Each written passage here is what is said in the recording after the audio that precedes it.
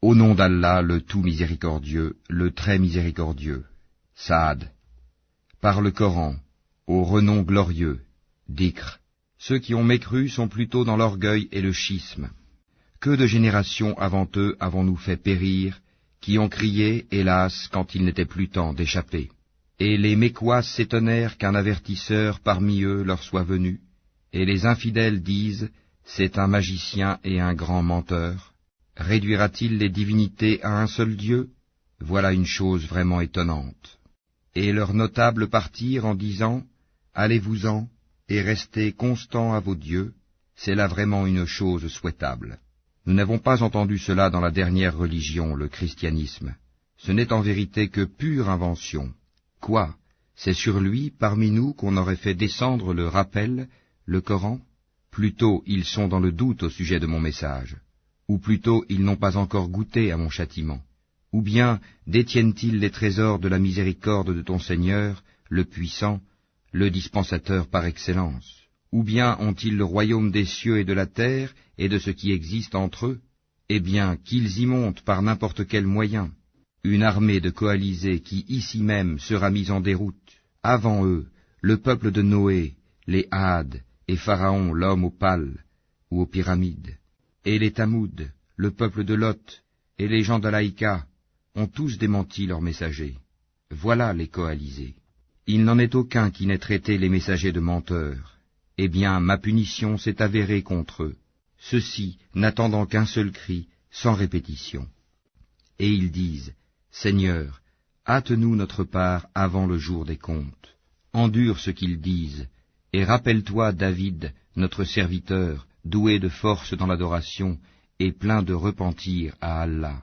Nous soumîmes les montagnes à glorifier Allah, soir et matin en sa compagnie, de même que les oiseaux assemblés en masse, tous ne faisant qu'obéir à lui, Allah.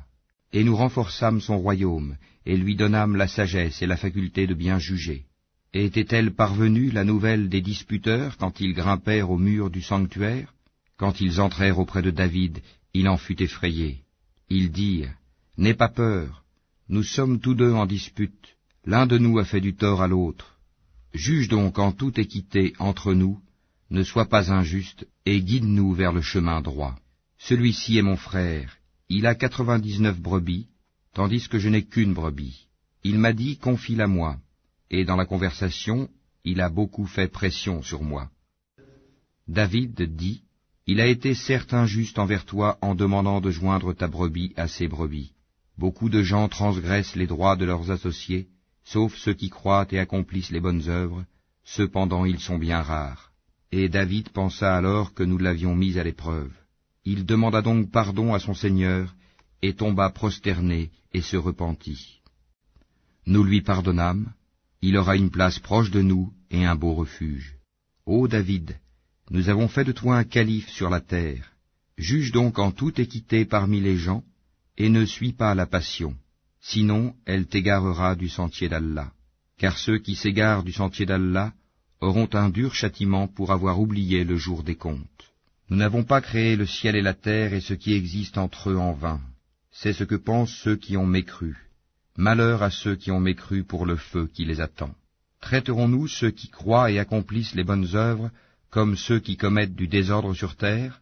Ou traiterons-nous les pieux comme les pervers? Voici un livre béni que nous avons fait descendre vers toi, afin qu'il médite sur les versets et que les doués d'intelligence réfléchissent. Et à David, nous fîmes don de Salomon, quel bon serviteur. Il était plein de repentir. Quand un après-midi on lui présenta de magnifiques chevaux de course, il dit, « Oui, je me suis complu à aimer les biens de ce monde au point d'oublier le rappel de mon Seigneur, jusqu'à ce que le soleil se soit caché derrière son voile. Ramenez-les-moi. » Alors il se mit à leur couper les pattes et les coups. Et nous avions certes éprouvé Salomon, en plaçant sur son siège un corps. Ensuite il se repentit. Il dit, « Seigneur, pardonne-moi, et fais-moi don d'un royaume tel que nul après moi n'aura de pareil, c'est toi le grand dispensateur. » Nous lui assujettîmes alors le vent, qui, par son ordre, soufflait modérément partout où il voulait, de même que les diables, bâtisseurs et plongeurs de toutes sortes, et d'autres encore, accouplés dans des chaînes. Voilà notre don, distribue-le ou retiens-le sans avoir à en rendre compte. Et il a une place rapprochée de nous et un beau refuge. Et rappelle-toi Job, notre serviteur, lorsqu'il appela son Seigneur, le diable m'a infligé détresse et souffrance. Frappe la terre de ton pied, voici une eau fraîche pour te laver, et voici de quoi boire. Et nous lui rendîmes sa famille, et la fîmes 2 fois plus nombreuse, comme une miséricorde de notre part, et comme un rappel pour les gens doués d'intelligence. Et prends dans ta main un faisceau de brindilles, puis frappe avec cela, et ne viole pas ton serment.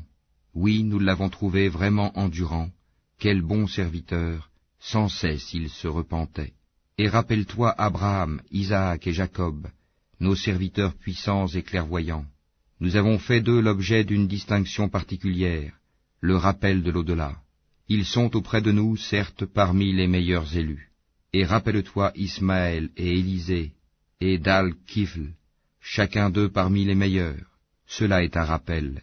C'est aux pieux qu'appartient en vérité la meilleure retraite, les jardins d'Éden aux portes ouvertes pour eux, où, accoudés, ils demanderont des fruits abondants et des boissons.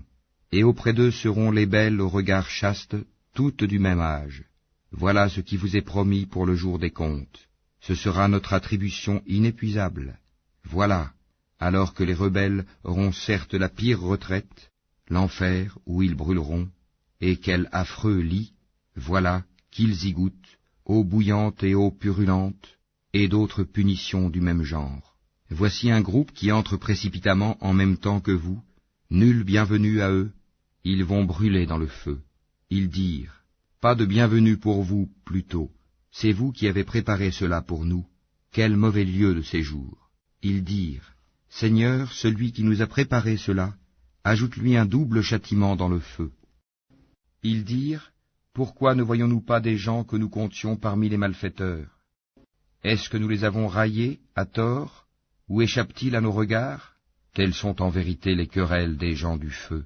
Dis, je ne suis qu'un avertisseur, point de divinité à part Allah, l'unique, le dominateur suprême, Seigneur des cieux et de la terre, et de ce qui existe entre eux, le puissant, le grand pardonneur. Dis, ceci, le Coran, est une grande nouvelle, mais vous vous en détournez. Je n'avais aucune connaissance de la cohorte sublime au moment où elle disputait. Il m'est seulement révélé que je suis un avertisseur clair. Quand ton Seigneur dit aux anges, je vais créer d'argile un être humain, quand je l'aurai bien formé et lui aurai insufflé de mon esprit, jetez-vous devant lui prosternés. Alors tous les anges se prosternèrent, à l'exception d'Iblis, qui s'enfla d'orgueil et fut du nombre des infidèles. Allah lui dit, ô Iblis, qui t'a empêché de te prosterner devant ce que j'ai créé de mes mains? T'enfles-tu d'orgueil ou te considères-tu parmi les haut placés? Je suis meilleur que lui, dit Iblis. Tu m'as créé de feu, et tu l'as créé d'argile. Allah dit, sors d'ici, te voilà banni, et sur toi sera ma malédiction jusqu'au jour de la rétribution. Seigneur, dit Iblis, donne-moi donc un délai jusqu'au jour où ils seront ressuscités. Allah dit, tu es de ceux à qui un délai est accordé, jusqu'au jour de l'instant bien connu. Par ta puissance, dit Satan, je les séduirai assurément tous, sauf tes serviteurs élus parmi eux. Allah dit, en vérité, et c'est la vérité que je dis, j'emplirai certainement l'enfer de toi et de tous ceux d'entre eux qui te suivront. Dis, pour cela je ne vous demande aucun salaire, et je ne suis pas un imposteur. Ceci, le Coran, n'est qu'un rappel à l'univers, et certainement vous en aurez des nouvelles bientôt.